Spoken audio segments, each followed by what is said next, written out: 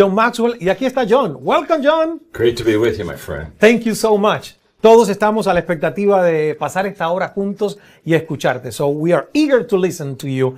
Quiero decirles que Jhon ha sido declarado el autor número 1 en ventas por The New York Times gracias a sus más de 25 millones de libros traducidos a 50 idiomas. Más de 40 de sus libros se han publicado en español. La American Management Association lo ha nombrado el líder número 1 en negocios y Business Insider y la revista Inc. lo consideran el experto en liderazgo más influyente del mundo.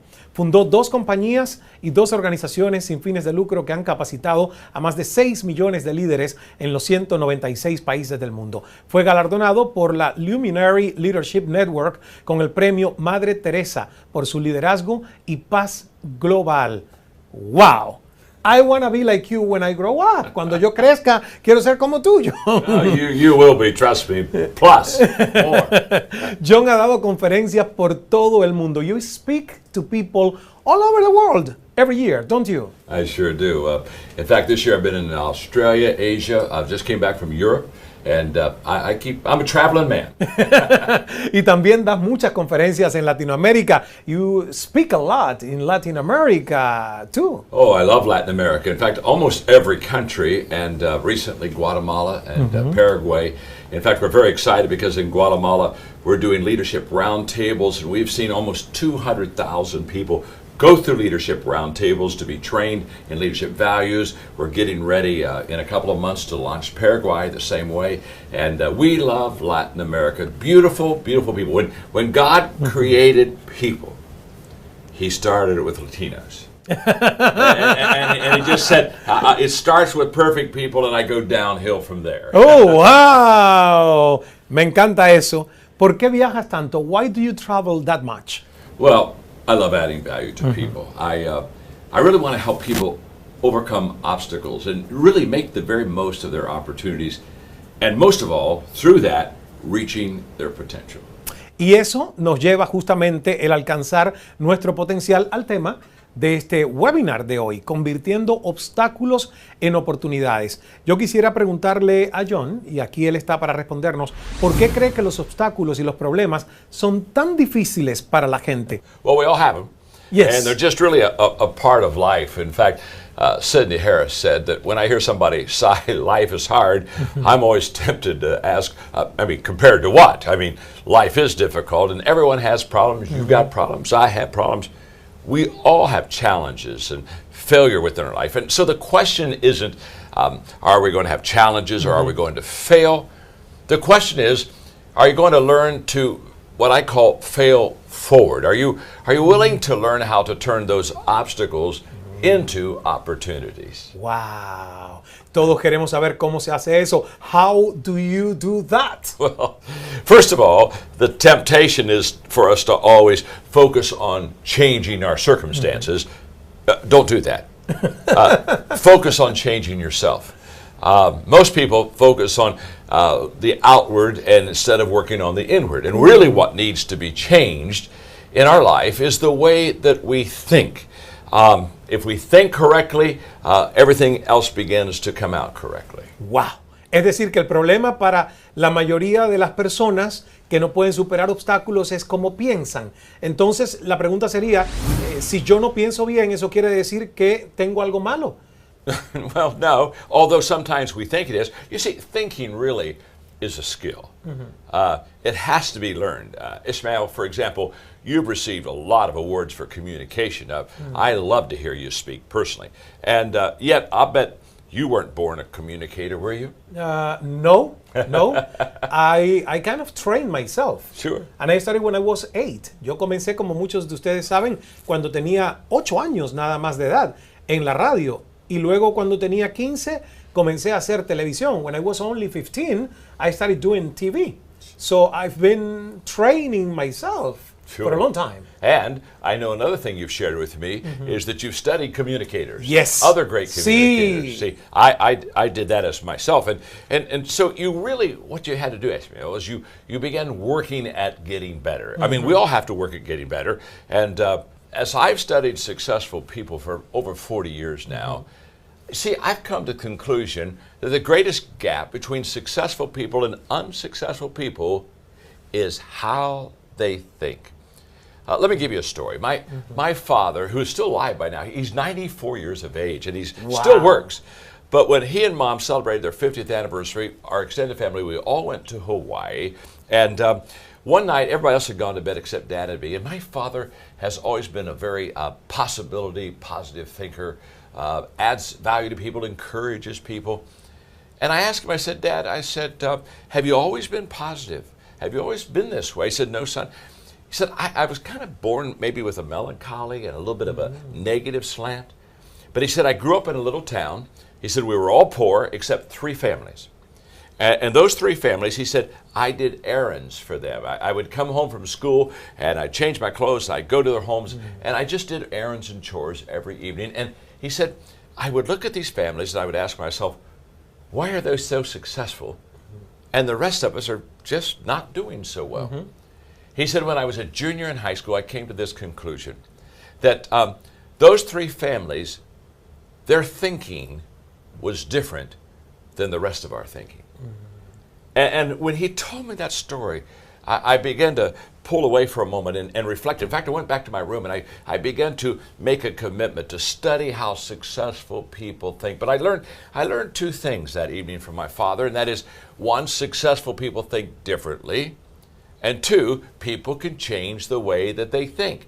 Because that's exactly what my father did. He said, as a junior in high school, I said, wait a minute, I don't want to go down this route of thinking. I want to think like a successful person. Wow. And so for the next 5 years, I studied successful people and how they think. And then I started teaching the thinking skills. And I was so pleased because when I began to teach people how to think correctly and they began to learn those thinking skills, I watched them almost literally before my eyes begin to have changes, positive changes in their life. And Ismael, I have identified 11 thinking skills that successful people engage in that unsuccessful people do not engage in. And that's what's exciting. Once I found out how successful people think, and then I began to teach that, I began to watch people who had not witnessed and experienced success in their life. I watched them begin to practice these thinking skills, and their life began to be much more positive. I want the juice now. Yo quiero el jugo, exprimir a Jhon aquí. Bueno, ¿nos podrías dar, Jhon, uno de tus ejemplos favoritos? Can you give us a favorite example? Well, of course, I just gave you a beautiful one with my father and, Yes. and the beautiful possibility thinking.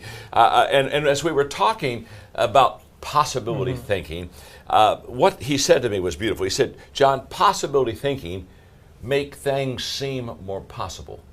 And so when things seem to begin more possible, you begin to develop a positive attitude. Wow. Norman Vincent Peale, who wrote The Power of Positive Thinking, by far the most successful book ever written, was my father's mentor. And my father said, Jhon, I began to study these thinking skills and I began to read from him. And so he greatly influenced my life. In fact, my father, when I was in the 7th grade, took me to Columbus, Ohio to meet Norman Vincent Peale. And I can still remember walking down the steps at Veterans Memorial Auditorium after I had heard him speak and met him. And my father said, Jhon, Norman Vincent Peale is a great man because he thinks correctly and he adds value to people. And then he said to me, you can do the same thing. And that, Ismael, encouraged me to help other people think correctly. And it encouraged me to teach people about how to have a winning attitude, an attitude that allows you to win, allows me to win. Because attitude is so key. It's the difference maker. Actitud ganadora.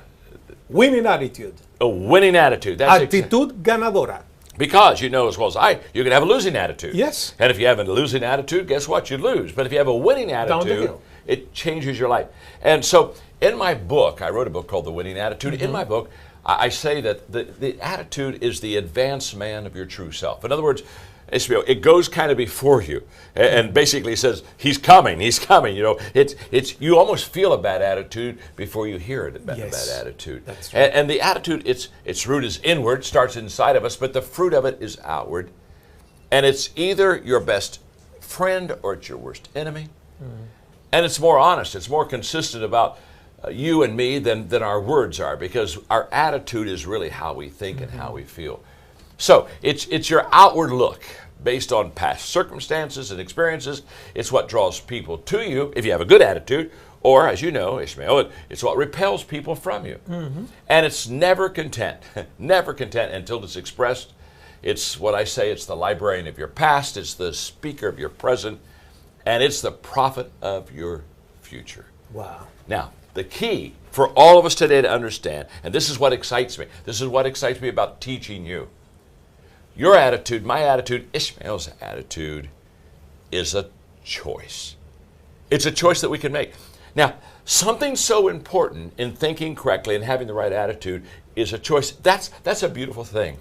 My wife Margaret and I were having a conference several years ago. We were at a Q&A time, and a lady raised her hand and looked at my wife Margaret, and she asked her, does John make you happy?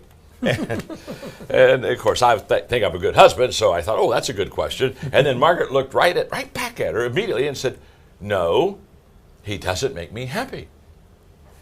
And I looked at her and looked at the audience. We were all kind of stunned for a moment, and I said, sweetheart, explain to the audience what you mean about me not making you happy. And she said, okay. And she looked right back at the audience and she said, in the first 6 months of our marriage, I realized John would never make me happy.